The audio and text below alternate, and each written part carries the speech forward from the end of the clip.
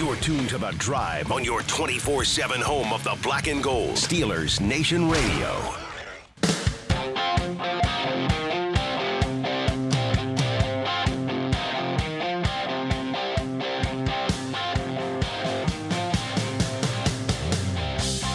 Good afternoon, Steelers Nation. It is The Drive on Steelers Nation Radio on the Steelers Audio Network. Wes Uhler and Matt Williamson with you here for the next 2 hours on a Thursday as we continue, Matt, to navigate the ever-changing waters of the NFL coaching carousel. Yeah, a lot going on. I mean, still.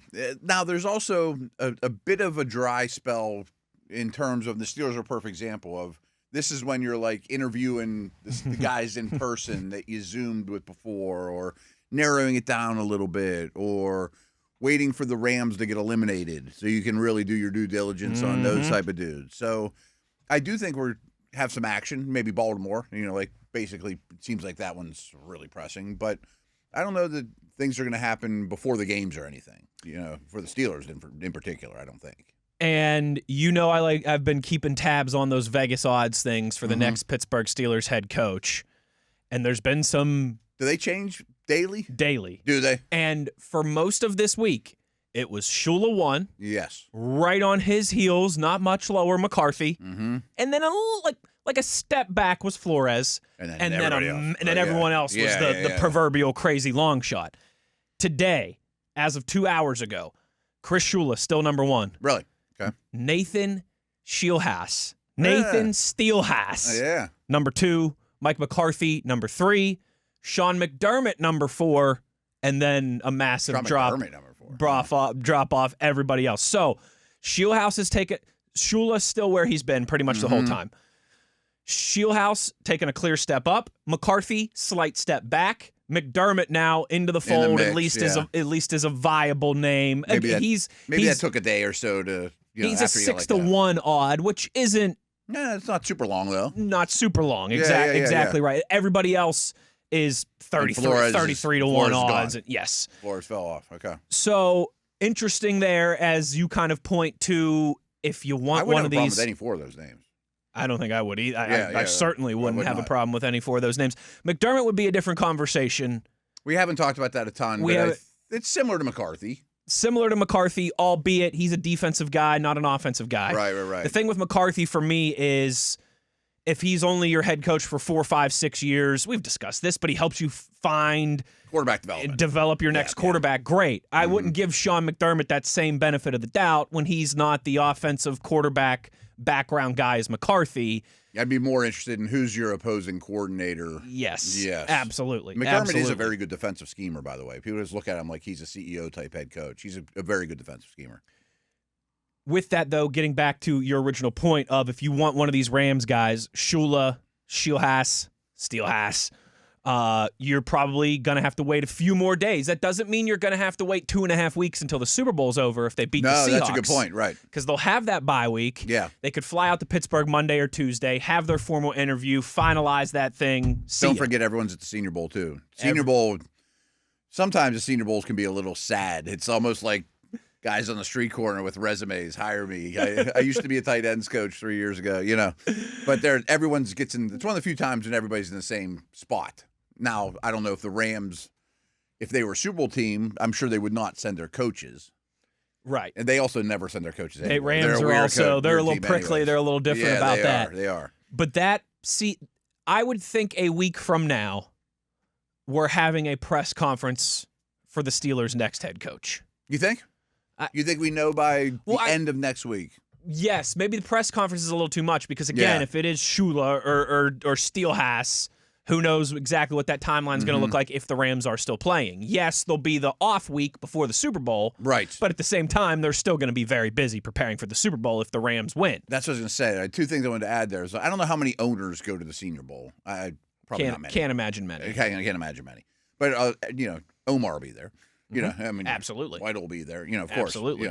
I should know this because I've been doing this a long time. The Steelers could come to an agreement with either one of the Rams guys, even if the Rams win. I assume they would stick it out and coach the Super Bowl, though. Totally. Yeah. It would shock me if It'd they be shock me if you leave there's not going to be a Lane Kiffin type Kiffin situation. Yeah. I'd be pretty I wouldn't be thrilled if I was McVay or ownership. That's the only wrinkle to me is, again, so say the Rams win Sunday. Because if they lose to Seattle, then all this becomes a moot point, and you can knock it out in 48 hours or whatever, 72 hours. But say the Rams win, and then Monday or Tuesday, Shula or Shieldhass fly to Pittsburgh, cross-country flight. I'd say that's perfectly fine. Perfectly fine. Have their formal sit-down. They spend a few hours there, and it's like, I want this job. The Steelers are like, this is our guy. We don't want to let him leave without getting something done. Let's talk money and contracts and staff and all that stuff. And you do that, and you get those T's crossed and those I's dotted and those details ironed out.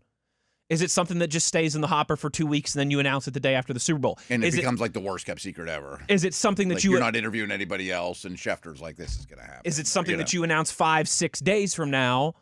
And it's just like, but he's going to stay with the Rams through the Super Bowl. Yeah, that's what I don't know the logistics Again, like of. This is the National Football League. This isn't college.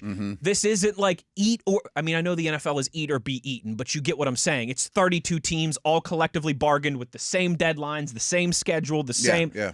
Where college football is the Wild West in the transfer portal and no one's on contracts. You got to build a roster. I mean, it's not like, oh, well, free agency opens today. So as much as it's slimy, it is a don't hate the player, hate the game thing with Lane Kiffin leaving Ole Miss right before the playoffs. Yes. Because if not, he's going to have no roster in Baton Rouge because they're all going to leave in the portal and he's going to have no one. That's not going to happen in the NFL. If it's Shula, that's not like he's leaving the Steelers hanging for it's a week. If it's Shula, it's not like Cam Hayward and T.J. Watt and Jalen Warren and Troy Fautanu are going to hit the portal and leave and there's nothing you can do about it. The combine is still going to be the combine. The draft is still going to be the draft. Yeah. The guys that are under contract are still going to be under contract. I guess the only piece of that then, Matt, would be staff. The staff, I guess, would be the only piece of that. But again, he could make those calls. If it's the Rams and the Patriots, 30 other teams, their staff members are currently not preparing for a game. So true. Maybe getting someone like Shieldhouse on his staff becomes a little bit more of a jumping through some hoops process. Maybe. But if he wants to take someone from the Vikings or the Buccaneers or the Falcons staff. And he could work on all that stuff while he's preparing for the Super Bowl, yes. too. I mean, those are texts, those are calls, hey, you interested? Or, yes. He probably already is. Because, I mean, you don't go and I wouldn't be thrilled if I was Steelers ownership and I sit down with him and he's like, I've been too busy to think about a staff. Like, well, then I'm too busy hiring somebody else. Exactly. You know what I mean? Like, you got to think about staff if you want to be a head guy in this league. At least have some names lined up or some ideas, That should probably be part of your pitch whenever you sit down with these teams. So, again, a lot of moving parts there.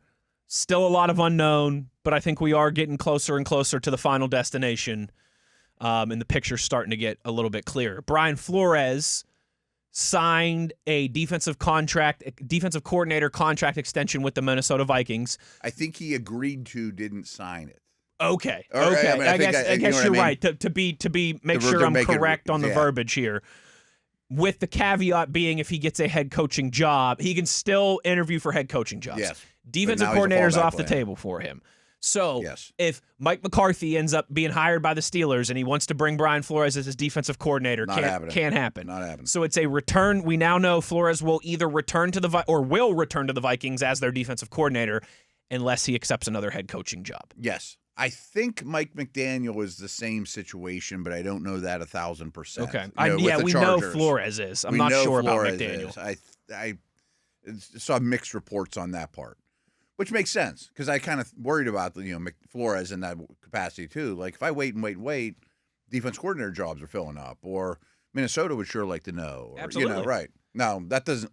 I guess it's a slight indication that he thinks he definitely doesn't have a head coaching job locked up. No.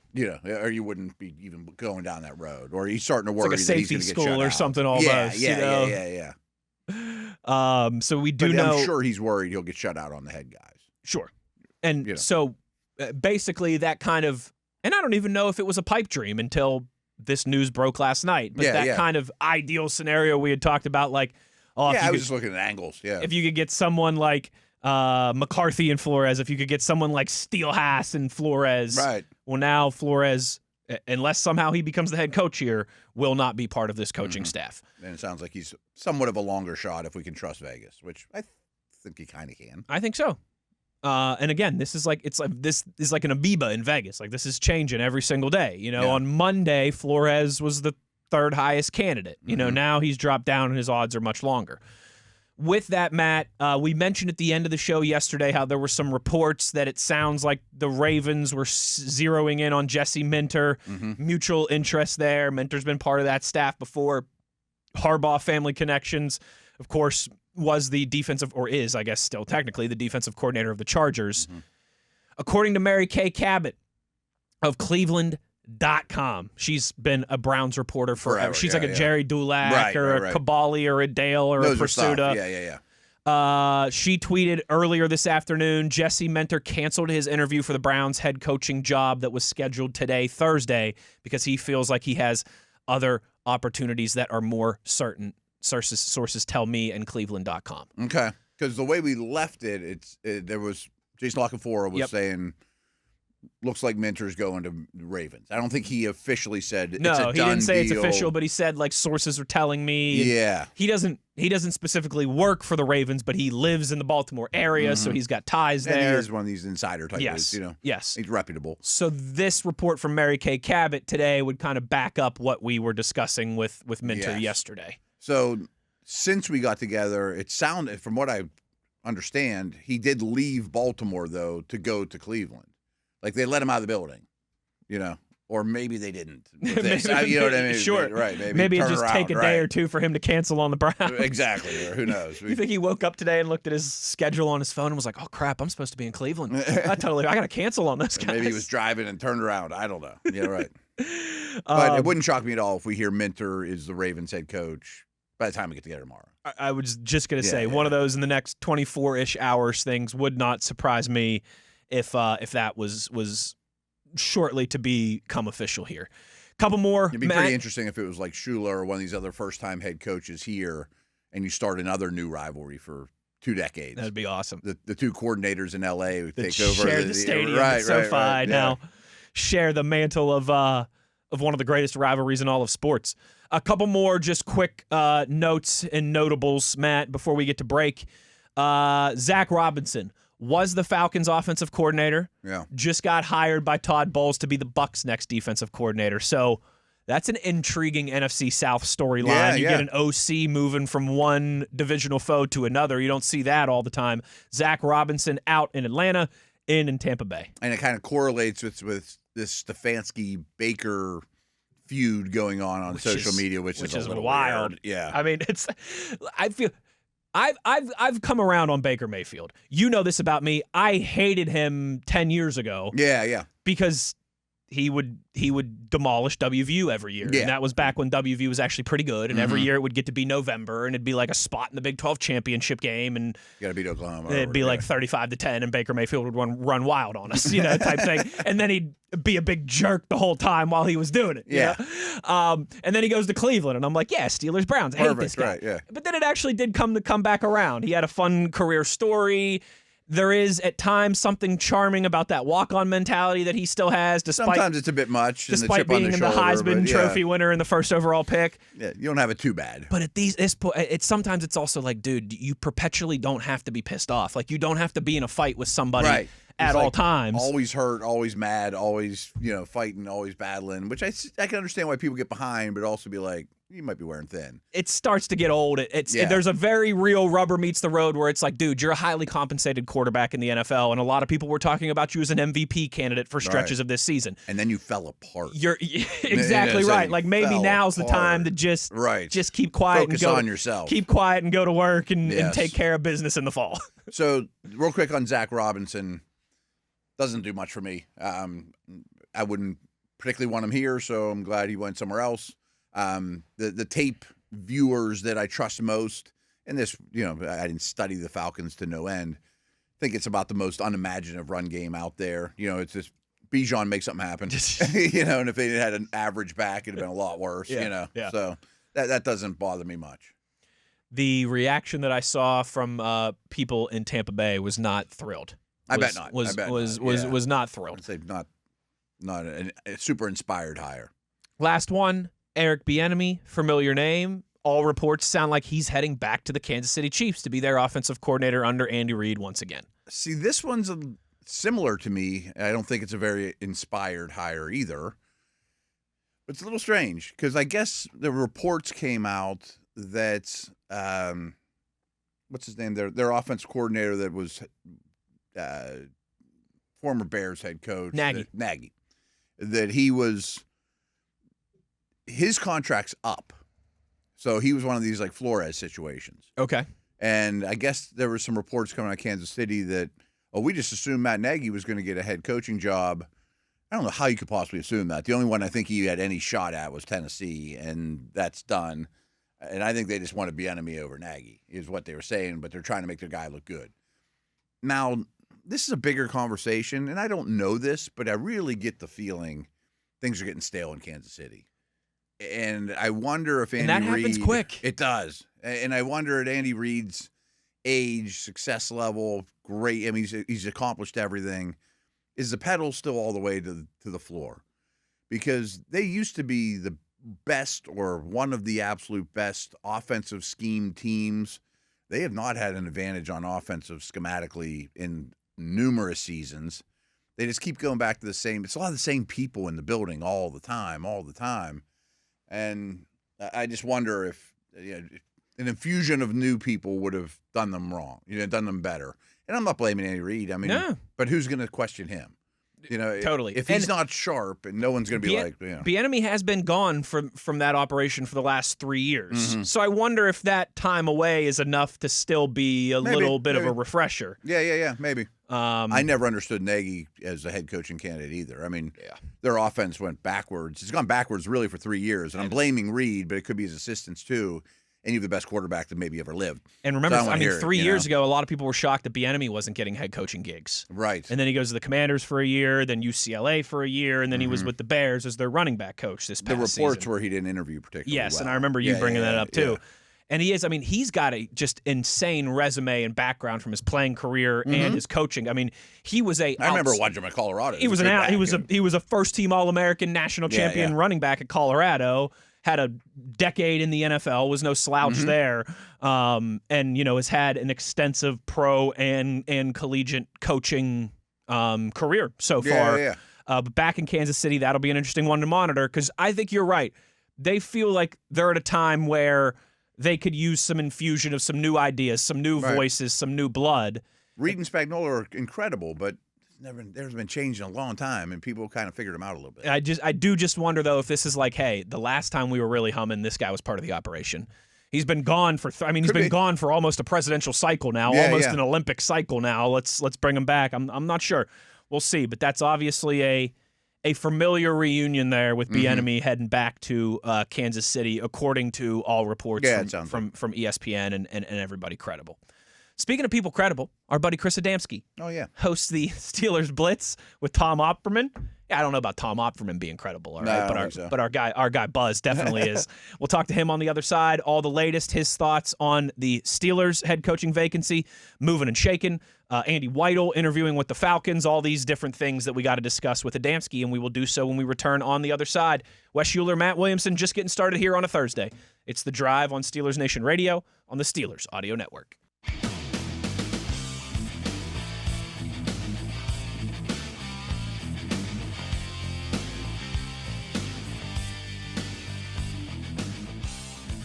Back on The Drive here, rolling along into the phone lines we go to talk to our buddy Chris Adamski. Of course, covers the Steelers for the Trib. He's been doing that for over a decade and co-hosts the Steelers Blitz with Tom Opperman here at noon on weekdays on the Steelers Audio Network. Buzz, thank you for taking the time. As always, let's jump right into it. Crystal ball this thing for me. Does it really feel like the road has narrowed, that this is down to one of the Rams candidates or Mike McCarthy for the next head coaching job of the Pittsburgh Steelers? Or might there be some other names, a Flores, a McDermott, some other people who could work their way into this discussion still? You have to think that by now, whether or not, I know it or you know it or heard, somebody, it would have been leaked by now, right? In some way or another. I mean, especially from the side of the prospective candidates who have representation and everything, and that word always comes out. So I kept expecting today is kind of a donut hole day where unless something completely comes out of left field that, again, nobody nationally, locally knew about, is a day where there's no interview going on this week when in-person interviews are allowed, and you had the 3 other ones, or at least there's one scheduled for tomorrow, of course, and Tuesday, Wednesday. And, of course, the Rams guys, the 2 of them can't be interviewed till next week. So you would think that just for efficiency and I don't know why you would wait. Like, it certainly seems as if, I don't know, was it Avero? Of course, Half was already hired. Mm-hmm. The guys that were interviewed last week didn't get the second interview. Yeah, Jesse Minter. Right. Yeah, Jesse Minter and Cruz. So those 3 seems as if they apparently got eliminated via the virtual part of it. So I guess there's always a chance, and this always did. I suppose that these developments all point to what we thought maybe from the beginning, just off the, that, and they were the first, believe they're the first 2. They all came in rapid succession there almost as soon as that press conference ended with already the second last Wednesday. In terms of Shieldhouse, I think it was the first name that came out, and Shula was soon thereafter, that the 2 Rams guys were probably going to be the front runners. Now, I guess you're running a risk. I don't know how in today's modern world, we're to varying degrees a generation that didn't grow up with virtual video conferencing, let's say, to make a major decision as a multi-billion-dollar company as the face of your organization without meeting them in person or not, or how much do how much difference does that make, or how important is that these days? But they obviously were impressed by both Shieldhouse and Shula during the virtual interviews, and you want to make sure you sit down with them. And I guess on the off chance that goes terribly sideways for whatever reason next week, maybe everything resets at that point. But yeah, it certainly seems like now that we'll see what happens with Anthony Weaver tomorrow, and see if that if he gathers any momentum or really impresses or anything. But yeah, it's definitely been whittled down here from what I guess there were nine formal or interviewed candidates in some capacity up to this point. Do you agree that it would be shocking if they did anything before the Rams game?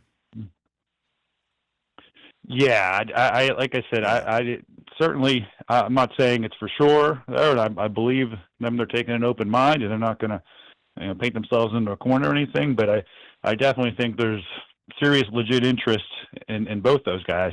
Mm-hmm. And I wouldn't think they'd want to close things down, even if whatever scenario, whether it was Mike McCarthy yesterday, Weaver tomorrow, just completely blows them away and floors them. I don't think in either of those cases, I guess Weaver has a bunch of other interviews, but like, for instance, you hear about the Giants and they kept him at the restaurant and didn't want to let him leave, and, wanted to lock him down before he got to, don't let him get on a plane to go to another interview or something. I don't foresee that type of scenario here at all. So, again, I guess there's always a chance that something, maybe they're not completely satisfied or whatever after, we get to the middle of next week or so. But it certainly looks like that this is these are the candidates we have in front of us now. Chris Adamski with us here on The Drive on this Thursday. And speaking of candidates, there is a member of the Steelers organization who is a candidate for a promotion, not albeit on the coaching staff, but in the front office, Andy Weidel, in that vacant Atlanta Falcons general manager chair. We kind of discussed this a little bit yesterday, Chris, but I'd like to get your opinion, obviously, here today. Listen, we know Mike Tomlin and his exit, Aaron Rodgers and his potential exit, or at least just uncertain future. Head coach and quarterback are going to be the 2 positions, the 2 roles that demand all the headlines and the attention and all those kind of things. But man, losing someone like Andy Weidel, I think could be just as impactful to the Pittsburgh Steelers as their future head coach and as their next quarterback. Yeah, it's one of those things where I think, if generally speaking, because of his reputation across the industry, remember he was definitely a finalist, whether he's the second choice or third or whatever amongst the top 2 or 3, whatever candidates there were, to be the Steelers general manager. And this was only May of 2022. But I say only, but then I think it was generally thought of at the time, because he was so close to getting this job and because of his reputation and coming from the Eagles and everything else, that he would be getting another job at some point, right? And I probably would have put an over-under, within the next 4 years he'll get another job. I think in that context, that's not bad. That's not that's not a short tenure, really. It's not a very long tenure, of course, but it's also not something where he just, made a cup of coffee or something. So 4 years, this shouldn't be a total surprise if he does take a general manager job. And obviously, of course, anybody who has ambitions in life to get the better job and be able to run an organization like that, he would of course want to take that. So you wish him well and everything. So, but that all being said, the timing, of course, is less than ideal because we've talked over the past week. I guess it takes a lot longer. Maybe it's been 9 days since Mike stepped down. It seems like it's been about 9 weeks. But he stepped down. That we talked about how the football operations staff was staying intact, and the wheel turns as usual. Everything's going on with transactions and scouting, pro scouting, college scout, all the way around is going on. Behind the scenes, I guess, and doing as normal. But so the timing of having, if this comes to fruition, we'll see how it all goes, of replacing a coach and you're doing that whole thing and the culture and hiring a staff and getting to know what personnel they want, what might fit in this scheme and that scheme and all that. It's certainly less than ideal if you happen to lose the guy that was kind of your top in terms of scouting personnel guy here, what it would be about 3 months before the draft. Yeah, Andy's a super smart football mind from Lebo too, just like Wes's partner and your partner there as well. Right. And handsome too. Yeah. There's a trend with those guys. Yeah.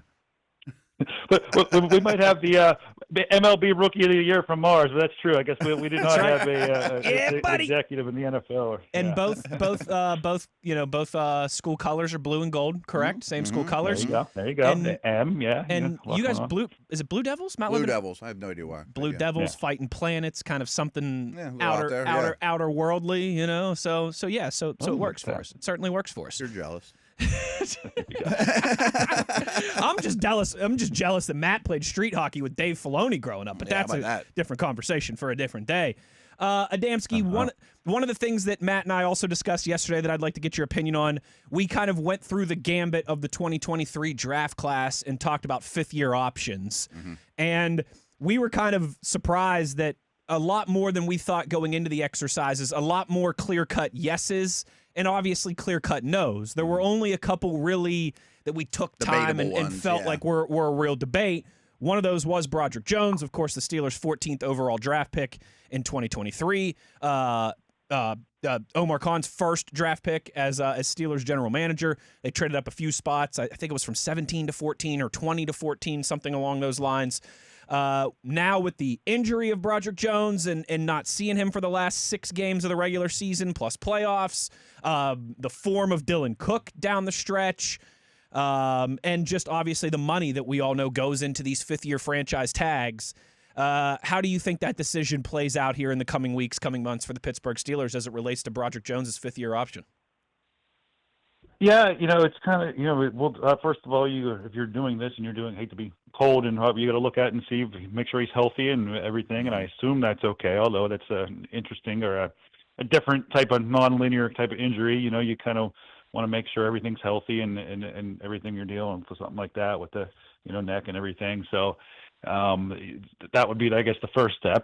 Yeah, if he wasn't injured and he finished this season as the starter, or finished the season, as usual, and played it out and played, on aggregate the way he did those first 11 games or whatever it was over the final 6 or 7 games, then even then it's kind of an eval, I think. I mean, I hate to take a guy that you drafted who you knew was going to be. Project's not the right word; it's too strong of a word. But you knew he was more projectable. You probably need a little more time to grow into it. He wasn't like Fautanu, who came in with all that college experience. And what do you have? 19 career starts in college, Broderick Jones, I believe. Mm-hmm. So you kind of knew from the beginning it was a longer term lookout, right? You might not you thought. Whereas I hate to I'm not making this comparison, to make the comparison, but just as an example, would say Fautanu, you thought maybe, okay, year 1, he could start right away, year 2 and 3, maybe by 3, he's a Pro Bowler. And Broderick, maybe you pushed that timeline back a year or 2, so then you lost a year, lost half a year because of an injury, and then, of course, he didn't start a lot of games, as many games as he thought maybe in year 2. So your data set for, well, had moved around a little bit, right? Yeah. So you don't have a crisp, clean eval with it. You're still kind of projecting, So I don't know how that affects it. You're right. It's not a slam dunk either way. Part of me says from a pure football standpoint for 2026 that you go into camp and we'll see how they do in the draft or whatever. Although if they do something in the draft, it would be, then it gets kind of counterintuitive to pick up the option, but which would be due a few days after the draft's over. But I don't think you can have the wire that much with it. But I would say, from football for 2026, you kind of roll the ball out there with him and Dylan Cook and say you can win the job. So if I'm saying that, I guess, then I don't know then if you do exercise the option. It's about $19 million now, which these numbers get big now, but now the cap's growing so much, it's not as big as you think on, there's sticker shock to it to me a little bit, but at the same time, nowadays, $19 million, I'm going to say it's nothing. It doesn't really. Left tackle, when those guys are pricey. Yeah. So it kind of just factors into the cost of doing business, I guess, at that point. And only thing I don't like about the options is, and I don't know if this would necessarily happen here with the Steelers, we've seen it a lot of teams, they do that thing where and since it's guaranteed because of injury, right? And they'll like sit the guy down then the final 4 or 5 weeks of the season because we don't want any chance to get him hurt at all whatsoever, and we want to make sure he's healthy, and so we don't have to pick up or pay him.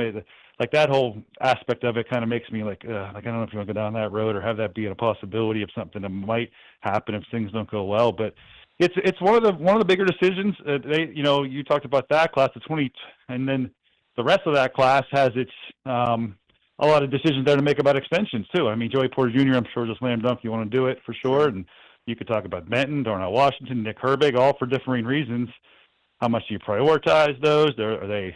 I don't think you. I mean, they're all worthy to a point, but it's like, what are they thinking? Like, I mean, especially Washington and Herbig, they're thinking, hey, I might get a better opportunity somewhere else, or I might be able to make more if I can show I can do something, it's another simple, not simple answers there, I guess, either. So it's a lot of ways a pivotal offseason in terms of a little more maybe decision making than you have some of these offseasons in terms of extensions and free agents and things like that. Chris, could you see them sooner than later? Obviously, a coach is priority number one. Doing something with Pierre or Asante Samuel to be the corner opposite Joey.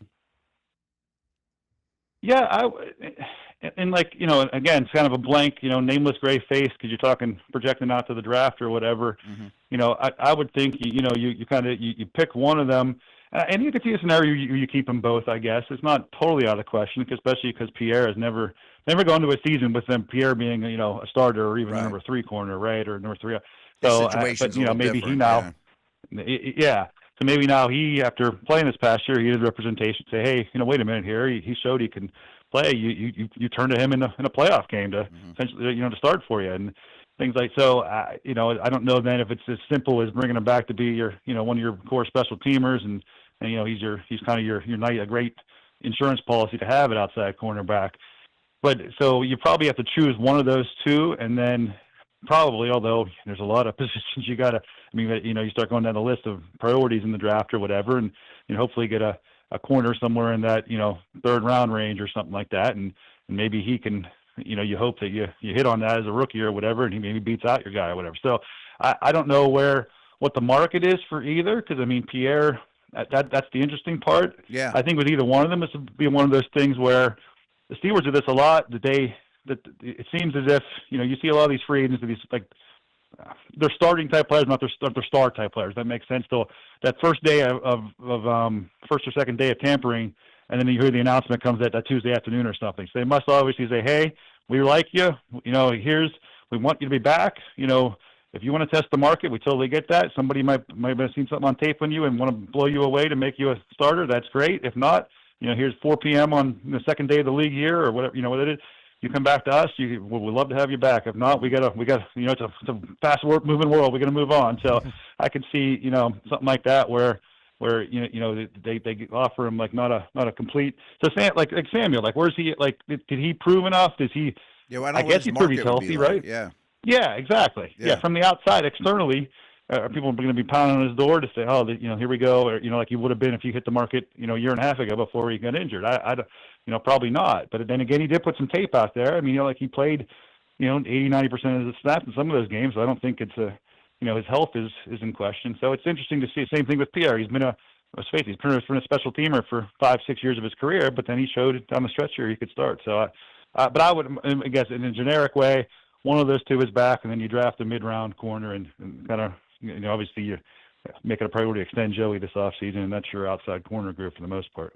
Last thing I got for you is, while we were sitting there chatting corners, Trice has been out of sight, out of mind. I would assume he'll be in training camp, but do you think they look at him as anything we get from him is gravy at this point with the injuries? Yeah, at this point, it's like, for fair or not or whatever, it's like their point where they cannot certainly go into a year thinking they can trust that they're going to get him, right? Right. And hopefully he surprises. They obviously have liked him, and you take him to camp. There's really no drawback to that or anything like that. And maybe if he does stay healthy and he shows or gets an opportunity, whatever, maybe there's a camp, whatever it is, and that's great, and you can do that. So right. You kind of forget about him because it seems like every year it's just crazy, man. Like he comes back from IR and gets hurt the first practice. Yeah, it's just like how, man. It's just like and you see the potential with him. You see how much, Steelers like him, and generally speaking. But at some point where it's like, like the world goes on, and you know what? If we can't depend on you, I can't see them. They certainly can't go in the season and say, all right, Corey's going to be our third outside corner, whatever. I think you kind of just got to let him, if he comes to camp, stays healthy and falls out, and then it's a good problem to have. You can figure out how to get him a role. We like good problems to have. You're always going to have problems, but let's have more good problems than bad ones. Chris Adamski, he's a good problem to have around here. Joining us on the show this Thursday, taking some time. Buzz, thank you for the time, as always, and we'll talk to you here soon. The nicest thing somebody's ever said about me. I'm a good problem to have. I'm sure all of your high school teachers back at Mars would concur that you were just a pleasure to have in class. Take care, pal. All right, take care. See you later, Wes. There he goes, Chris Adamski. Good stuff from him as always. Let's get to a break here. When we come back on the other side, Matt, Aaron Rodgers and numbers in the 2025 season. Oh, okay. Some interesting breakdowns of the good and the bad. Yeah, okay. Let's get into that when we return. We'll do all that and more as we roll along, close down the first hour here on the other side. Wes Uhler, Matt Williamson. It is The Drive on Steelers Nation Radio on the Steelers Audio Network.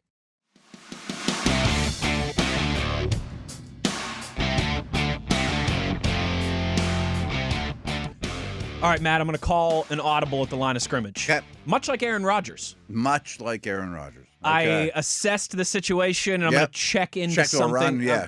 Something a little more conservative. Something a little more conservative, something a little more manageable, because we've got a shorter segment here after two beefy ones in the first hour. Yeah, we kept Chris a while.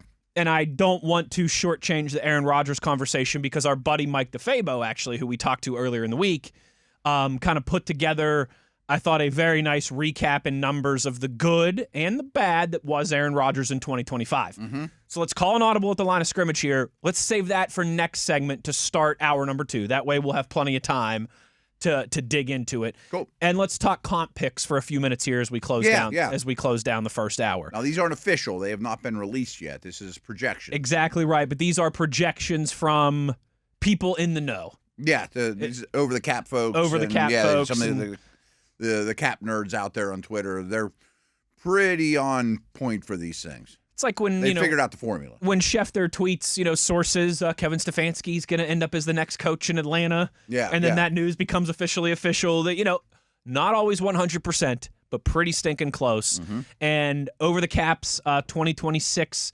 compensatory picks projection has been finalized. So they award every year 32 comp picks. That's it. So that's it. So whoever deserves the most gets them. So there ends up really being 8 rounds to the draft. There isn't officially, but I guess I never thought about it that way, but that makes sense. Yeah, there's 32 actually 8 extra times picks, 32 unless unless somebody forfeits a pick or whatever. And now you'll see it's not just that every team gets 1 or anything like that. No. Because it appears by their formula that the Steelers will have 4 comp picks in the upcoming draft. Before you get into it, mm-hmm. the formula, and I don't know exactly how it goes, but like if Fields would have played more, if Wilson would have played more, that would have helped. Dante Jackson. Yeah. We know we knew, the contracts these guys signed, Najee, Dan Moore, when they left, and they're likely to yield a comp pick. But you don't know where all the other teams are, and you're the most deserving to get X amount of the 32. We're only giving away 32. Sure. And some of it, playing time factors in, and what they did But it's in like their the new biggest home. factor, right? Is playing time. And so with that, the Steelers get a third-round comp pick. Thank you to Dan Moore Jr. Yes, he was starting left tackle the Signed entire a sizable time. contract, Big contract. Starting left tackle for. I don't think he missed a game this year. Did he? If so, it was very little. But yes, that'll get you a third-round comp pick, which is I should have said that too. That's the best you can get. That's the best you can get. There's no first or second round comp picks. And these third are the round. end of the third round. End of the third All round. these will be at the end of the round. So you could say they're beginning of the fourth if you want. In the like the late 90s in terms of picks. Yeah. So there's 96 picks and then the comp picks. Simple math. There you go. Even you and I can figure that one out. And the Steelers will definitely have 4 in the top 96 because Pickens gets them a third, and presumably 5 in the top 100. 5 in the top 100, which is nice. Thank you That's to great. Dan Moore Yeah, Jr. yeah. They will get a 4th rounder for Justin Fields. Okay. And 2 6th rounders, one for Russell Wilson, one for Dante Jackson. Gentlemen, thank you for your efforts. Yeah, yeah. And Najee didn't even factor in there either. Najee didn't even factor in. And, there could have been another world where Justin Fields and Russell Wilson in an alternate universe end up getting you more than a 4th and a 6th. You could have maybe got a third out of him. Yeah. Because like Sam Darnold's going to yield the – where did he come from? He went from Minnesota. Minnesota, right, what am I talking about? Yeah. Yes. He's going to get probably them the a third. number one of the I bet comp they get picks, the first pick I would imagine. after the third round. Yeah, I with would the money imagine. he made and the year that he had and all those things. But if Fields or Wilson would have been a success, if they would have been a probably would have gotten 17-game starter, right, you would have probably gotten another third out of it. But still, 3rd for Dan Moore Jr., 4th for Fields, 6th for Russ, 6th for Dante Jackson, 4 extra comp picks, 2 of those in the 3rd and 4th rounds. Pretty great. And then I think, as you mentioned, the part to really get excited about is once you shake this whole thing out now, 5 picks in the top 100 for the Steelers. Pretty nice. That's legitimate capital right there. That's legitimate ammo. What I should know, and I don't off the top of my head, is I don't remember if they have any extra 6th or 7th from pick swaps or trade deadline stuff from over the years. I'm almost certain that they have their own first, second. I know the first, second, and third, 4th and 5th. And I don't think they have any extras other than the comp stuff. So I don't know the 6th and 7ths because that gets a little convoluted. And Omar has a habit of ditching those 7ths and turn them into 6. Yes. And, so have the extra 3rd round pick from Dallas in the GP trade, extra 7th round pick from New Orleans. Okay. Other than that, though, the only extras are the compensatory selections. So if I'm doing this right, they have 7 of their picks. A Pickens pick makes it 8. Saints pick makes it 9, and 4 comps. That's so 13 draft picks.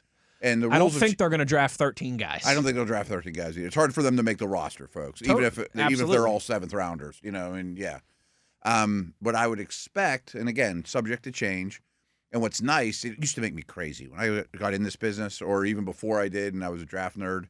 I'm like, why can't I trade a comp pick? Why do I have to stick at 98 then take this guy if I want to move up to 95 or if I want to go back? That's asset management, right? Right. Like it's my pick. Why can't I do what I want with it? I don't want to pick at 98. There's nobody here I want. I want to get out of it. And 10 teams want it. Now you can trade them. And that just started recently, right? I would say within 5 years ago or something like that. I mean, but that's recent in my draft life. Yeah, right. I mean, I've been paying attention since I was 8. whippersnappers. Yeah. I would think in some way, shape, or form, maybe even with a reasonably high pick, you want to kick the can down to the next draft. Yeah. I mean, I'm not talking even a 7th for a next year's 6th. Maybe. But maybe one of those 3rds becomes a 2. And, of course, I have quarterback in mind here. Maybe one of your 5th rounders becomes a 3rd. A 4th rounder becomes a 3rd. And along those lines, maybe you also package up 2 5ths to get another 3rd in this draft. You know what I mean? A little more quality and future than quantity is the way I'd look at it for now. I don't need 13 rookies plus undrafted guys coming to camp. Absolutely not. Yeah. Absolutely not. So, but it's great stuff to have. It's a good problem to have. Oh, 13 draft picks. They're very fluid, and people are always going to want them.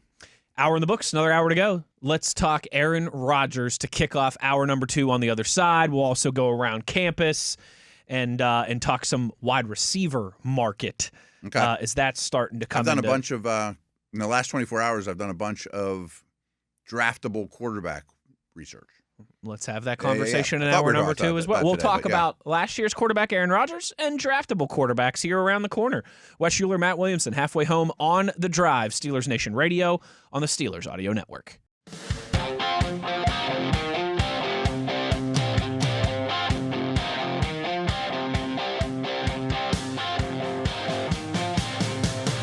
Matt, I guess we could call this the quarterback and receiver hour here on the program today. Let's talk Aaron Rodgers.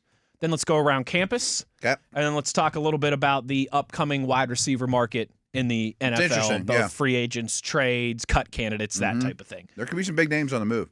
There certainly could. Both due to being released, being available on the trade block, a lot of interesting angles there in the wide receiver market for this upcoming free agency and just offseason in general, along with a draft class that could have 3, 4, 5 guys drafted in the first round at wide receiver. Steelers' first round pick might be a wide receiver. Very well could be, and I wouldn't hate it, depending on how the board falls. I totally understand it. Matt, but let's begin with Aaron Rodgers, because I think this is, and we've highlighted this a couple times, I think this is the domino we'll probably have to wait on the longest. I'm sure he's not going to be hasty with his decision, and last offseason probably taught us that too. Last offseason, whether he's even playing or not. Offseason, he was anything but hasty. Yes. And I can only imagine that will continue to be the case this year. But let's talk about the Aaron Rodgers that was in 2025, this past season, the 16 games, because he did miss the Bears game, that he played for the Pittsburgh Steelers. These numbers via our buddy Mike DeFabo of The Athletic, who we talked to earlier this week. The Steelers played 8 games this season against defenses that finished top 10 in yards allowed. Okay? 8 games against defenses that finished in the top 10 in fewest yards allowed. That's a pretty big number. Yeah. Texans, Vikings, the Browns 2 times, the Chargers, the Seahawks, the Bills, and the Patriots. Okay? There's some legit, there's some big-time defenses there. Yeah. Rodgers completed 59.1% of his passes for an average of 171 yards per game, 7 touchdowns, 6 interceptions, and a lost fumble for a touchdown, as well as a sack for a safety in those 8 games. Going deep with the sack for the safety. Nice work there. He posted an EPA per dropback of negative 0.25 and a passer rating of 75.2. Okay. Those were those 8 games against the top 10 defenses. Against all and other... they were the best defenses. Sometimes Totally. yardage, sometimes that they're looking to throw you off. But they were big-time defenses. Against all other teams, Aaron Rodgers in the other 8 games that he played, 17 touchdown passes, only 2 interceptions, completed over 69%, so more than 10% of his more than 10% more of his passes, 233 yards per game. His EPA per pass attempt was 0.23, and the guy who owns the NFL's best passer rating of all time was even better at 105.2. His career average passer rating is 102.2. So essentially, it's 2 sides of Aaron Rodgers in 2025. Yeah, it's a good way of breaking it down. The one against the top 10 defenses and the one against everybody else. So let's just stick with that part of it. I'm going to say the passing game, not just him, because this is a team game, but obviously quarterback has a ton to do with it, and those numbers are very important, isn't good enough to get you where you want to go this time of year. Yeah, against the Texans, or if you were playing and then you had to go to New England. Sure. These are all those type of defenses. And I think that's pretty close to indisputable. Yeah, that the version of this year's 2025 Steelers passing game is not championship quality for a playoff run. Now, how many are? Everybody's got their 8, week. Everybody's got their weaknesses. Whatever. Yeah. So that's the ultimate goal. That doesn't mean you can't win a playoff game or you can't win a division again, things like that. And I also think, I was about to say, historically, year 2 with Rodgers in a system is much better, but it's not going to be year 2 in a system if he comes back. So I guess that's kind of out the moot as well. I would expect the supporting cast, if he were to come back, would probably be a little better, especially receiver. They're going to add something. I would hope so. Yeah, I would hope it's not running it back with that wide receiver group. It wouldn't shock me if Jonnu, Siamalu, even Gainwell could potentially be gone. Mm-hmm. But if you throw in a first-round receiver or Brandon Ayuk or it was something like that, I still like the supporting cast better. So, okay, I mean that's phase one of this conversation, and I guess we can start talking about is Rodgers. See, there's so many layers to this, and we're going to talk about this for weeks and weeks and weeks. There and is, months and one months. of the just blanket layers. One of the 30,000-foot view layers is, listen, most quarterbacks, their numbers aren't as good against elite defenses, particularly ones with elite pass rushers. Right. Like if you break down those 8 games for Aaron Rodgers, and particularly the ones that were like his worst, Seahawks, Browns, Texans, elite pass rushes. Yes. Even this if he was probably true for Herbert and Lawrence and I was going to say, even if he was 32 years old, that would probably be the case. Right. Every quarterback in the NFL, their numbers are going to dip against an elite pass rush and elite defense. That's just the reality of the situation. Compared to playing the Bengals twice. Yeah, right. Exactly. There's some that are at the bottom of the league, I'm sure, too. Exactly right. You're going to do better against the crappy ones. The Jets defense. Right. So there's a couple layers here. Is somebody's going to be your starting quarterback next year? Mm-hmm. Would you consider him? The answer to me is yes on that. Totally. Yeah. Totally. It's not a no-brainer. Russell Wilson this time last year was like, no, I'm sorry. I think I'm done there. Fields, there was cases for both kind of actually at the time. But, same way with like Pickett and Trubisky. Like, right. Like I kind of seen enough. Rodgers, I have not seen enough. There's a couple layers. Some of the positives is I've kind of fallen in love with the person. You know what I mean? We know. Yes. But I don't want that to cloud my judgment. That doesn't mean it's the right business decision because he's so impressive mentally and leadership and football knowledge and all that stuff. That doesn't mean it's the right choice. But there aren't many choices. No doubt. Convincing him or asking him to come back as opposed to trading for Mac Jones, trying to sign Malik Willis, making a trade for Kyler Murray, drafting somebody and throwing them right in the mix, or any other option you can think of. And there's probably a few others. None of them has me doing cartwheels like this is the clear path to quarterback for 2026. Some negatives that really bother me with Rodgers' style of game. One, he has no control over. He's not a runner. No. It's playing against a running quarterback stinks. Everybody has a running quarterback to some degree. When he offers you no rushing yards over the course of an 18-game season or 17-game season, that's hard, man. That's hard. Matthew Stafford is the only one. You got to be an MVP candidate. Is the only one left in the. I mean, it was him and Aaron Rodgers of the 14 quarterbacks that made the postseason. Yeah. The other 12, you would say they can move.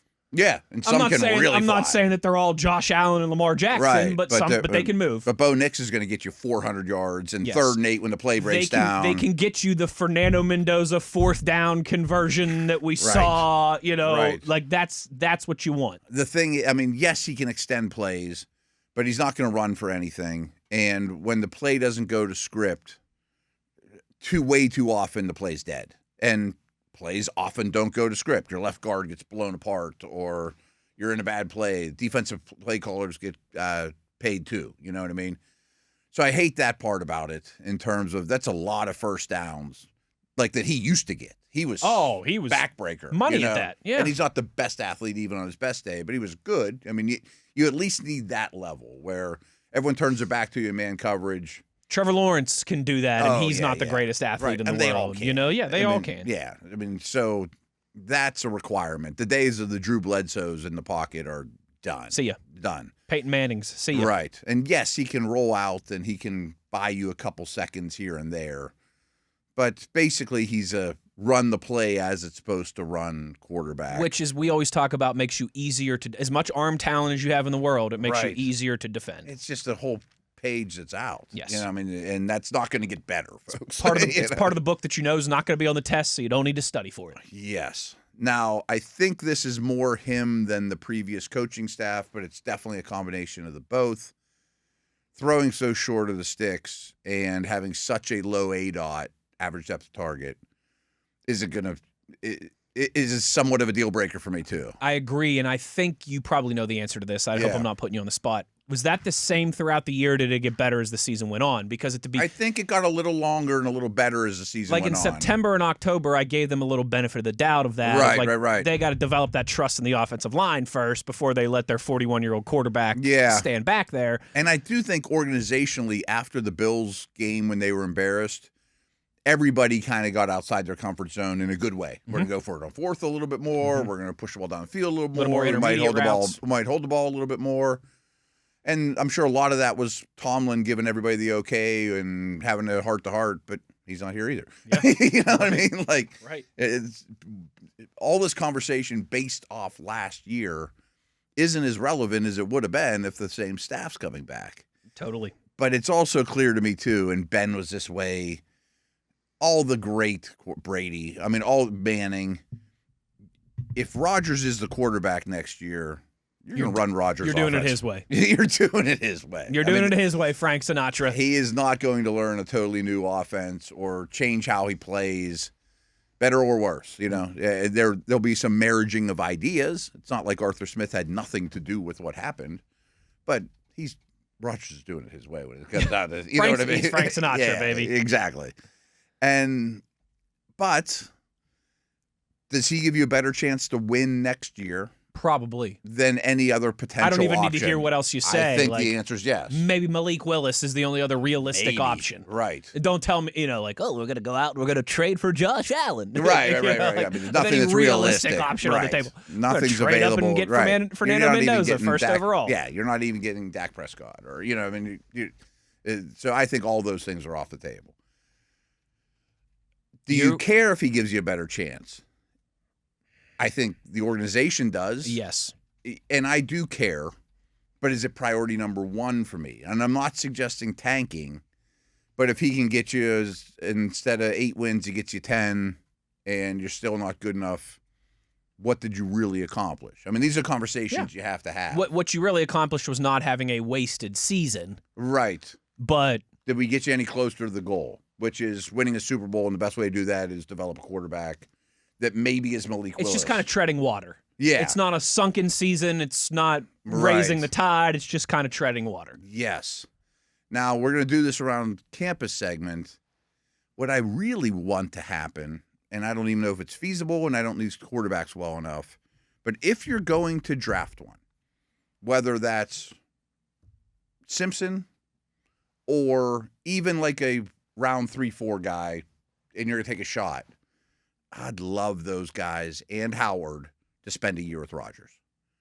I agree on that. There's nobody in this class other than Fernando Mendoza that I want them to be the guy day one that they walk in. Yes. So this leads to the next segment.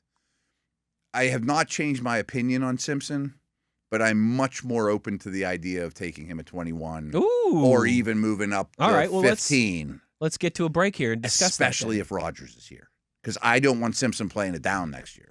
I get what you're saying. I get what you're saying. What I mean? Let's go there. Like if you told me right now, you know how we always play the game, I wouldn't give you 21 for Simpson, and I wouldn't right now. And I still have so much, I might change my opinion. Do you think by the time we get to March or April, you'll be willing to give 21 for Simpson? I think I would give you 21, the Cowboys' third-round pick, and a $20 million one-year deal for Rodgers and Simpson. See what I'm saying? Mm-hmm. I got to move up a couple spots to get ahead of the Jets with their second pick or whatever. But this all hinges on Rodgers being here. You don't want to do this if Rodgers isn't here. I don't want him to learn from Kyler Murray or Carson Mason Wentz. Rudolph or right. Mac Jones, or if I'm in on Willis, that's where my attention is. If I'm in on Simpson, that's where my attention is. But Rodgers, you could handle the quarterback room. You know what I mean? Right. I would love him to mentor the next guy, and I don't think you're going to have that option 2 years from now. No, you will not. Right. But even if it's like you're talking to yourself into year 2 of Aaron Rodgers, a little bit. You are Steven Stills right now. Love the one you're with. Love the one. Yeah. Yeah. Look at us on the same page. If you can't be with the one you love, honey, love the one you're with. Like Mac Jones is going to cost you a third-round pick. Kyler Murray's going to cost you a fourth. Do you really think you're going to resurrect their careers? No. Kyler might be the answer. Mac is definitely a stopgap. I like Rodgers being in the building, especially with a new coaching staff too. I mean, I like having him around. You're starting to convince me. I'm firmly on the fence on this one. I am too. I am a true There's strong arguments. I'm a true swing voter here. I'm a true bipartisan in this debate. Yeah. But because the fact that he is an old dog, not going to really do new tricks, isn't necessarily positive in this case because we need some new tricks. What especially then, and again, if I open this can of worms, we're never going to go around campus or talk about wide receivers. We can talk about this for 4 months. If it's Shula head coach and Steele Haas offensive coordinator, do you really want Aaron Rodgers, who's going to Frank Sinatra my way for the first year you're trying to implement your offense? He's older. He's older than them. Right. He's been in the league way longer than them. Like that I don't love. I don't need him running the entire building. Oh man, you know what I mean? Every time I think we find an answer, there's another. But if it's angle. McCarthy and they were together, well, then it makes too much sense. And it makes too much sense, right? Yeah, I mean, then you really are Steven Stills. Right. The one you're with.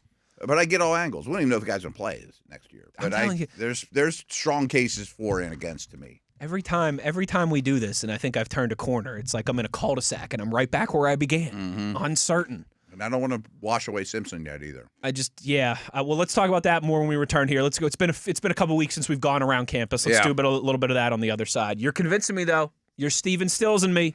Look around. Love the one you're with. Not many better options out there. That's the thing. There's not many options this year.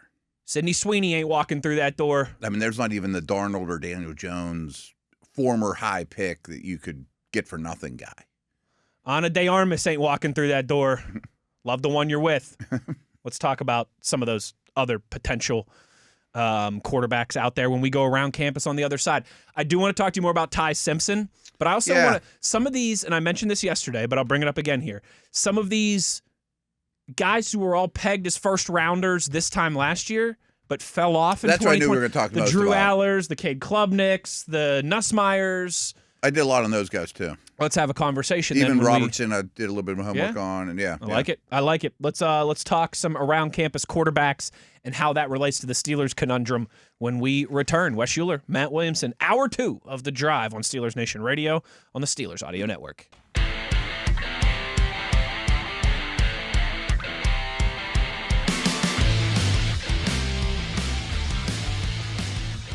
The college football season in the books. National champion was crowned Monday. Congratulations to Signetti, Mendoza, IU, Jacob Recht here in our building and on this network. Yeah, he's got to be thrilled. Indiana alum. And we've got with that, we've got the Senior Bowl kind of right around the corner here. And Senior Bowl, big week for a lot of people. Coaching staff moving and shaking too, as you alluded to in the first hour when you mentioned that.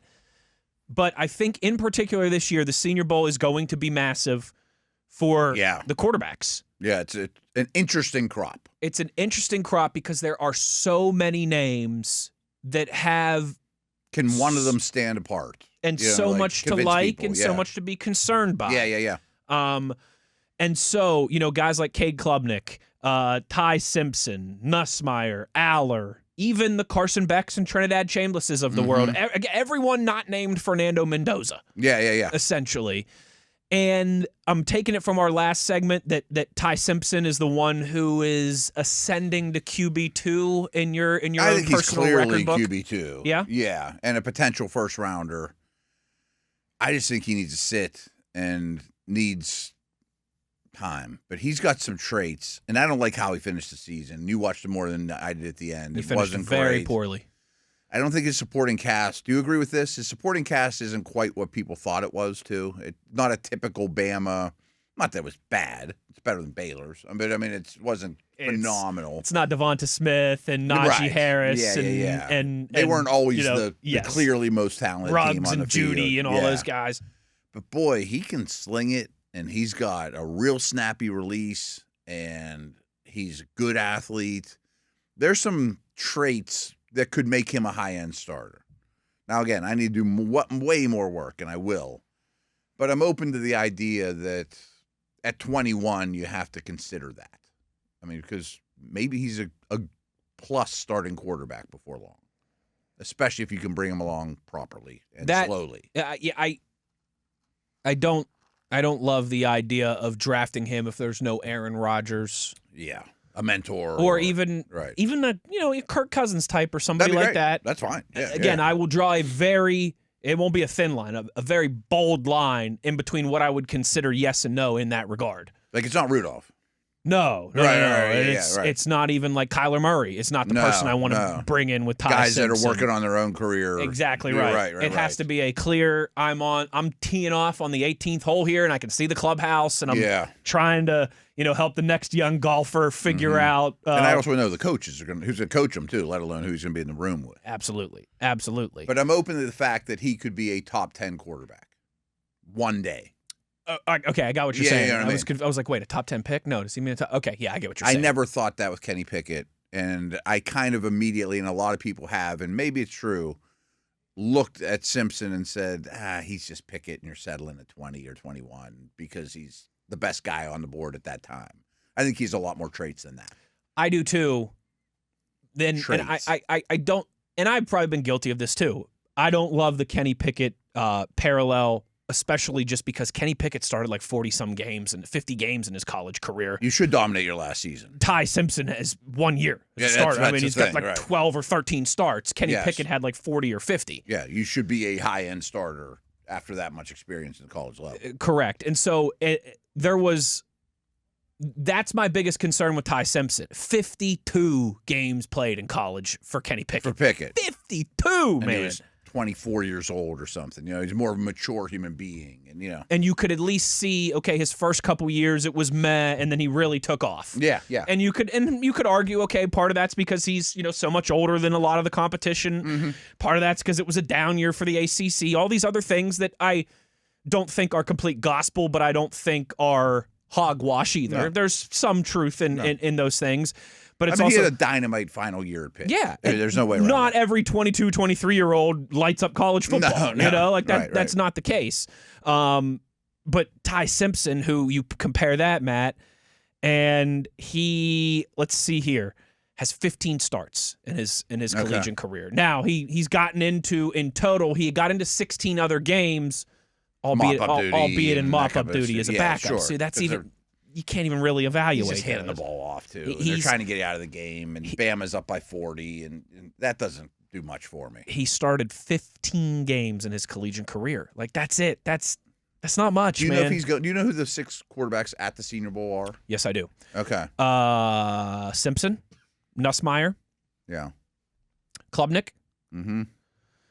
Robertson's one. Wait, hold on. Wait 1 second here. Yeah, sorry. I'm reading off the wrong list. Sorry. Nuss, Simpson, Klubnik. I don't know if Uhler's healthy enough. It says Mendoza, Beck, and Chambliss are all invited, but still waiting. Other quarterbacks expected to attend: Sawyer Robinson, Taylon Green. Both of those guys we've talked about. Yeah. I'm not in the first round, but I'm interested in those guys. They've traits too. In Tyler Shuck range. Luke Altmaier from Illinois, Diego Pavia. Get the heck out of here. He's Taysom Hill, by the way. He's Walmart Johnny Manziel. Dude, I heard today that he is like 5'10" at most. He's Walmart Johnny Manziel. Yeah. So no, he's a gimmick player or CFL player. Yes. Yeah. Yes. I'd love to have him as the quarterback of my college football team. Oh, sure. But absolutely no chance. Absolutely no chance. And I typically hate when people speak in absolutes about athletes like that. I know. Anything can happen, but no. If I have to use a draft pick on him, I'm not going to. Exactly right. So sounds like Mendoza, Beck, Chambliss still up in the air and could be. The rest of those guys that I mentioned will be there, although it sounds like Ty Simpson will not throw because he's got rib cartilage damage that he's trying to recover from. That saddens me. That saddens me too. But none of these guys should throw if it's not their best effort. That's also true. That's just smart. If you feel like you're compromised in any bit, wait for the combine, wait for your pro day, whatever the case may be. Any of those other guys, so the Nussmeiers, the Allers, the Klubniks. We talked about this last hour. The Steelers do have a lot of picks, and rarely do these things work out, but that third-round comp pick...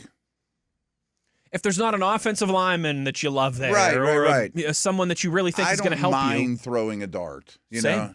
Now, I don't want to compromise people will be shocked I'm going to say this. I don't want to eat into Will Howard's development too much either. Whoa, you know what look I mean? at Matt Williamson, boys. Hold on. Can someone check his pulse? Make sure that this is still Matt Williamson.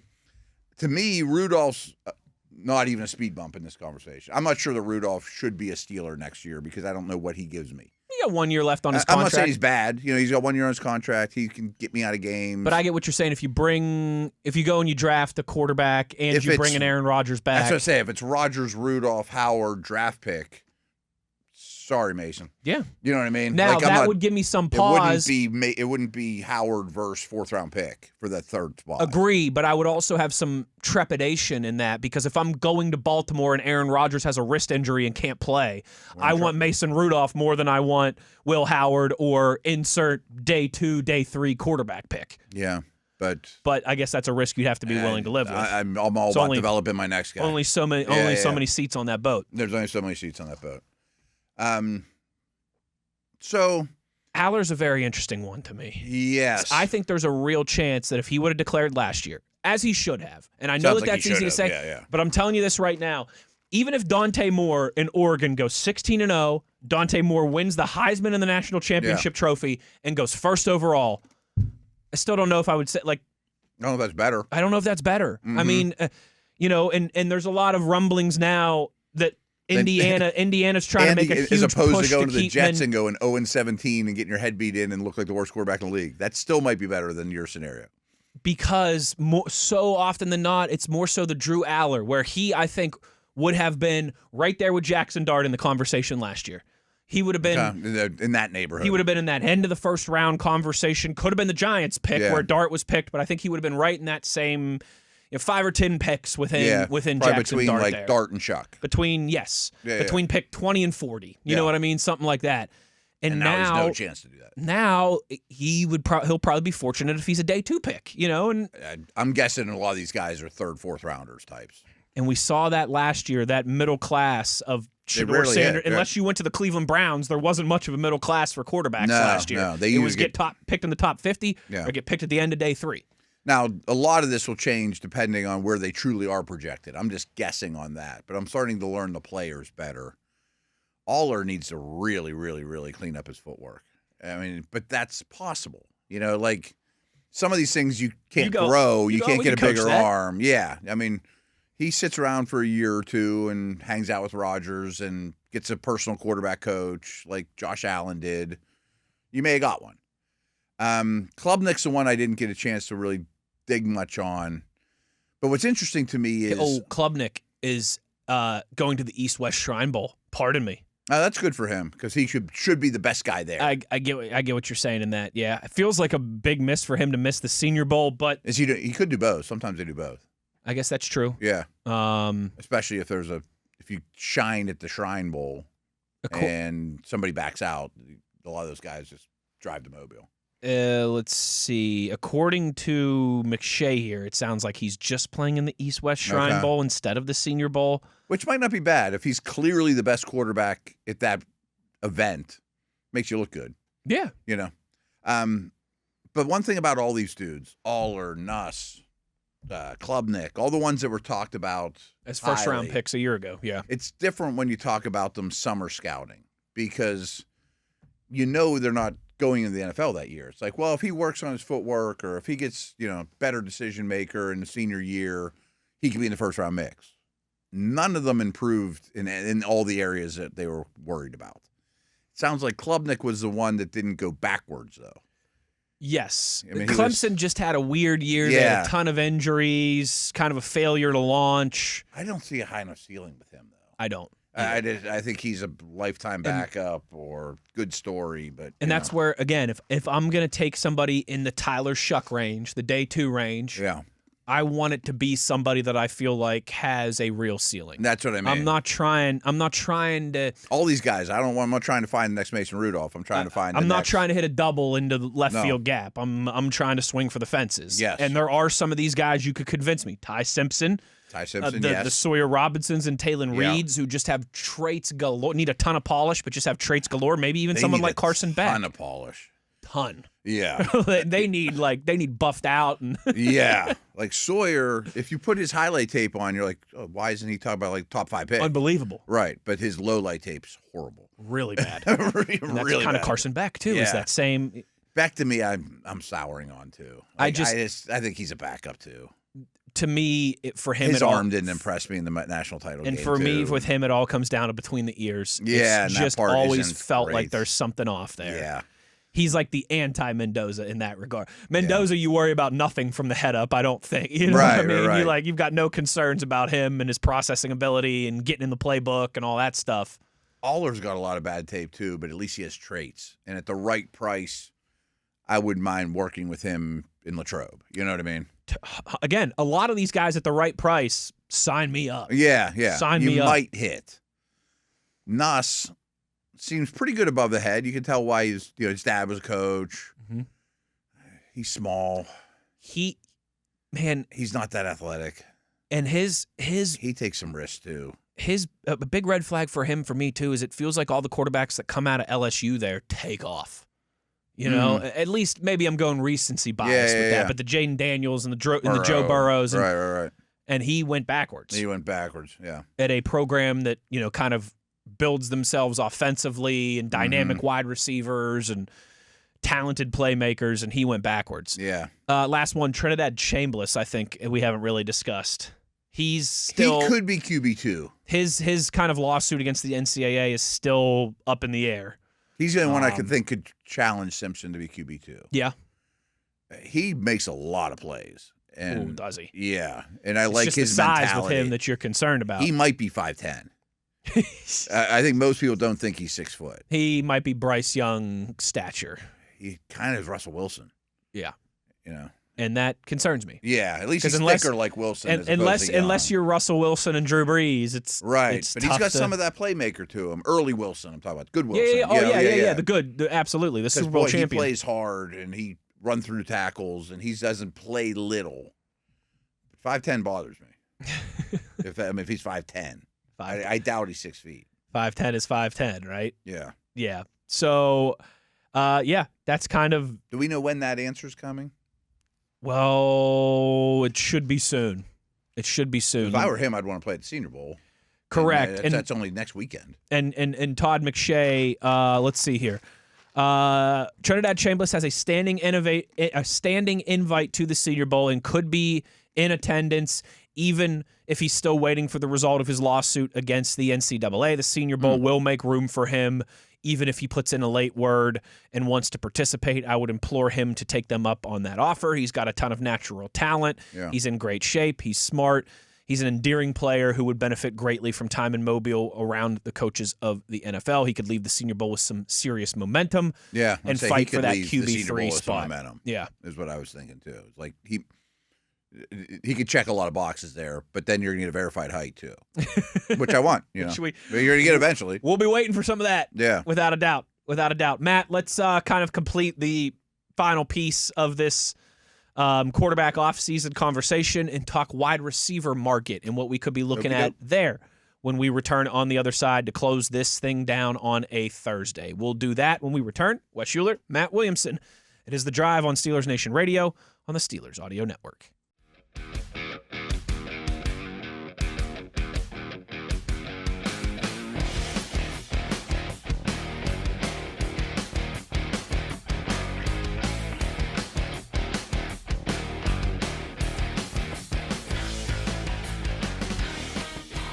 Down the home stretch here on The Drive on this Thursday evening, as it sounds also a little one last kind of moving and shaking coaching carousel thing for you.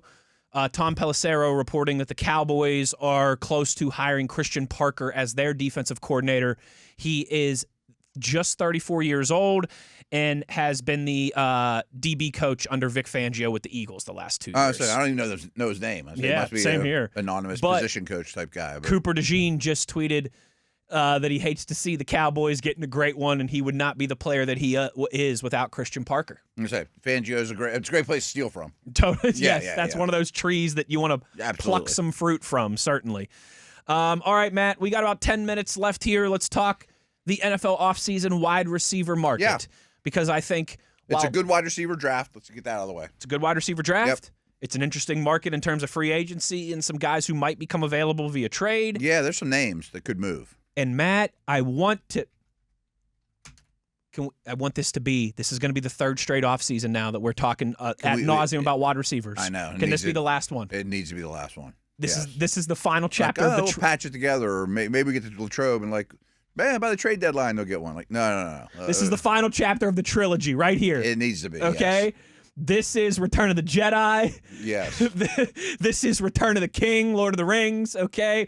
Well, the trilogy always has to have the return in the title, apparently. Return of a wide receiver number 2 for the Pittsburgh Steelers. And let's close down this. That needs to end. This trilogy. Bill Barnwell, who you and I both like, he does good. Put together kind of a cheat sheet, maybe, if you will, on the offseason wide receiver market, free agents, trade candidates, cut candidates. Again, this is separate from the draft conversation. Right. And we will talk plenty of these wide receivers in the draft because there's a lot to like. And it wouldn't shock me with the 21st overall pick, Steelers take wide receiver from Malachi Lemon from University of Southern California. I think that's a real possibility. There's 3 or 4 wide receivers. I think maybe Cardinal Tate and Jordan Tyson from Ohio State and Arizona State will be out of the Steelers' range, but there's going to be some other 4 or 5 first-round receivers. Yes. So Barnwell has this broken down into franchise wide receivers, quality free agents, cut candidates, and trade candidates. Okay. His franchise wide receiver tier is one player, and it's George Pickens. And I get what he's saying in there. He's coming off a first-team All-Pro year, 93 catches, 1,500 yards, 9 touchdowns. I get it. Does that mean he thinks he's going to get franchised or that he's the best guy? No, that he's like a franchise wide receiver. Okay. Yes. I also think he's going to get franchised. I also think he's going to get franchised. Yes. A little play on words there. Yes. And we could sit here and he's not going to be a Steeler, guys. No, he's not. And we could sit here and we could debate, is George Pickens a franchise wide receiver? Would you give him a massive 4-year contract? Completely different conversation. I think it's not going to happen here. It's not going to happen here, and I think everyone knows kind of where you and I probably would come down on that, and I just don't feel like talking much more about George Pickens, something that we've 10 minutes in a segment. I don't need 1,000,000 times. 8 of it to go to Pickens. Unrestricted free agent wide receivers. This isn't great. Not great. Romeo Doubs. Interested. Got a lot better this year, by the way. Mike Evans. Man, I would be interested if this was any time in the last decade, except for now. Juwan Jennings, San Francisco 49ers. Somewhat interested. Christian Kirk, Houston Texans. I know he just tore the Steelers up, but I want to do better than that. Alec Pierce, Indianapolis Colts. Highly interested. These guys are going to make more than you think, though, folks. All the free agents in that $20 million range. Yeah. Pierce and Dobbs really changed my mind this year.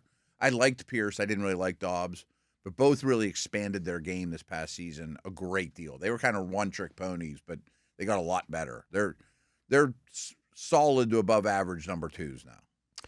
Jameson Williams signed a 3-year, $80 million deal last offseason. Do you think that's comparable for guys like Alec Pierce? He's better than them, but he's also riskier than them, but inflation, so you're probably in that neighborhood. So you're looking at 23-ish, 24-ish million a year? Pierce in particular, he's more talented than Dobbs. And when we were getting ready for Colts Week back in, what was that, October? Probably, I think, October or late October, early November. You highlighted how they've almost got one too many horses in that Colts wide receiver room. Especially with Warren being a first-round pick, too, in the mix. And, they got a lot.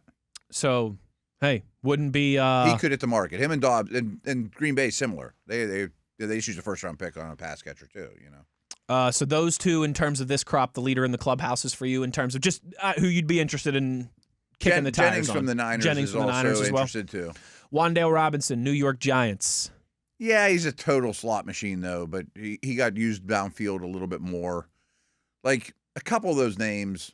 He's a total slot machine. Sorry, that made me think of Las Vegas and casinos. I would assume Austin's gone, and I still might use a first-round pick on a receiver. And even if I sign Dobbs or Pierce, I might use a second-round pick on a receiver because I'm not. Are we counting on Wilson to be the 3? I mean, no. No. The answer is no. Right. If I had to put my chip down right now, I think you need 2 of them in some way, shape, or form. Agreed. Yeah. And so I think with a first-round pick, that might be where I would put my chip down right now for the Steelers. although plenty of time to change that. Yeah. And it might not even be like a 20% chance. It might be less than that even. But I don't know about you, but every mock I've seen so far, Steelers and wide receivers. Simpson or a wide receiver. And I get people better get used to that. And when you think about what you take in a first round, too. Yeah. You're not going to take an edge rusher. You're not taking an edge. You're not going to take a tackle. I don't think you'll take a tackle. Right. I don't think you're going to take a cornerback. I would think Pierre or somebody's and Joey Porter Jr. And, right. So that leaves quarterback, wide receiver. And that's where there's a wealth of talent there, right? Yeah. You could always go back to the interior of the defensive line. They did just do that last year, but there's a guard at Penn State that could, if Siamalu leaves, I could see. And he's there at pick 21. I could see that. If you could get the number 2 guard in the draft at pick 21. I don't think another defensive tackle's crazy either. I don't. Yeah, that would be that. Especially what if Cam retires? They'd be a couple steps down from wide receiver and quarterback, but I think those are the two most likely as we sit here today in late January with a lot that can change. Now let's hit these other names that could be on the move. Deebo Samuel. Doesn't interest me unless it's a 1-year cheap deal. He turns 30 this month. You're talking about unrestricted still? Yes. Okay. Yes. Rashid Shaheed. It'd be a fun name. Definitely interested. Be a fun name to hear Rob King say a few times every Sunday. Yes. Like none of these guys means I'm done though. Oh, done. Without a doubt. Yeah. But no, I would entertain signing Shaheed for sure. Tyquan Thornton, Kansas City Chiefs. I mean, these are more. He's more like a 3-4. 3-4. Now we're getting in that. If you were to draft a first-round wide receiver, I wouldn't hate that. Right. Yeah, like if you would go someone like him, it's too much of like the Band-Aid that they have been playing with. Then you're having the same conversation you do every offseason, last 2 offseasons. Cut candidates now, Matt. Yeah. I don't even know if this is a cut candidate or just a certain to be cut Brandon Ayuk for the 49ers. He's not going to be a Niner. John Lynch came out literally and said he's done as a 49er, right? So he turned down all the guaranteed money and nobody can find him. Like I was asked today on our podcast, is he becoming Antonio Brown in terms of I hope not. Odd behavior? Anyone who's who's willing to void a $25 million roster bonus. Right. It seems like he doesn't want to be in San Fran for 2 years. Going back to Steeler conversations last training camp. Matt, I'm not sure. And he's coming off a major injury. I'm not sure there's any place in the world that I wouldn't want to be if you were going to give me a $25 million bonus to be there. Yeah. Right. But I'm very interested in him. But I'm not giving you like first-round pick like there was a conversation back then. No. Not even close. Tyreek Hill, Miami Dolphins. Probably not. He's coming off a major injury, too. Yeah, and he's due $36 million this upcoming season. He's going to get cut. He's in his 30s. Yeah. Calvin Ridley. With a rookie, but he really was bad at the end of the year, too. Yeah. I know he was hurt, but, I mean, last we saw of him wasn't good. Wasn't great. All right, and then finally, trade candidates. Someone that we talked about earlier this week, A.J. Brown. I don't think I'd be interested from the Steelers' standpoint. I don't think so either. Him and DK are too much peanut butter and peanut butter. Yeah. I want some jelly. I mean, I'm definitely not giving you a first because of the contract, the age. There's a little decline, although it got better as the season. He's older than DK. He's older than DK, yeah. I know they played together in college at Ole Miss and all that, but I'm making the call, but I doubt something would get done to my liking. Yes. Like you and I have talked about a couple times. I want, if DK Metcalf is a left shoe, I want a right shoe. Yeah. I want a cerebral route up. Route runner, technician. Let's see here. We got another minute or two. Keon Coleman now for the Buffalo Bills after throwing him under the bus. Like a guy like that, I'll give you if you could buy super low, a 5th round pick for, and still sign Pierce. Yes, you know what I mean. Yes, and just take a chance on him. Maybe I can revitalize him. I don't like how they maybe one of my 4th round comp picks or 5th round. He should be a big slot, and they think he's George Pickens, and he's not. Yes. Last one's Quentin Johnson from the Chargers, Xavier Legette from the Panthers, DJ Moore from the Chicago Bears. DJ Moore's a name. Ooh, Brian Thomas Jr. I'd be interested. Yes, I would be that's the name that's most interesting to me. Jalen Waddle is a trade candidate. That's the last one he lists. All those last couple trade candidates, I would be. There's some unevenness to DJ Moore, but he'd be useful too. Brian Thomas Jr. or Jalen Waddle for the right price. Waddle and Thomas are really interesting. Very interesting. Like I'm not giving you first, but I'd give you stuff. Yes. I'm not sure the 1st round pick can ever move for a player on this team right now. I think you have to draft I'm not moving my first. If I'm getting Lamar Jackson, I'll move my first. Yeah, you know what I mean? But it's that type of move. But yeah, I think that about covers it for that wide receiver. But there are a lot of names that'll be on the move at that position. And that's a good thing. Not all of them, but a lot of those guys will be on the move. That's a good thing. Yeah, if you can nab one of those guys, get somebody in the top 100 of the draft too. Yeah. I think I think there's. You got to look at that position like you probably need at least 2. I think so. Yeah. I want to go into it with more arrows in my holster, more arrows in my quiver than. You really only have Metcalf and Wilson and Skoranek right now. Dang, I got it. No, it's not. I mean, right today. No, it's not. That will do it for today. Tomorrow on the show, we are taking a look at Championship Sunday, baby. Oh, yeah. And obviously, we'll continue to keep you updated with all the moving and shaking of the coaching carousels across the National Football League. But that will do it for us today.